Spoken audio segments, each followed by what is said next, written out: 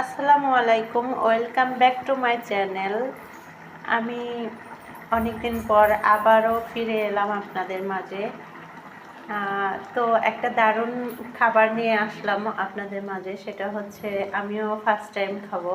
এটা এটা ফেনী শহরের খাইসা বলে, অর্থাৎ সিমের বিচি দিয়া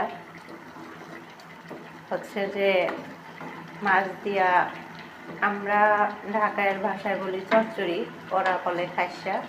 তো চচ্চড়ি করা হবে, মানে ভুনা ভুনা করা হবে। তো এটা নাকি এখানকার অনেক মজাদার খাবার, সবাই খায়।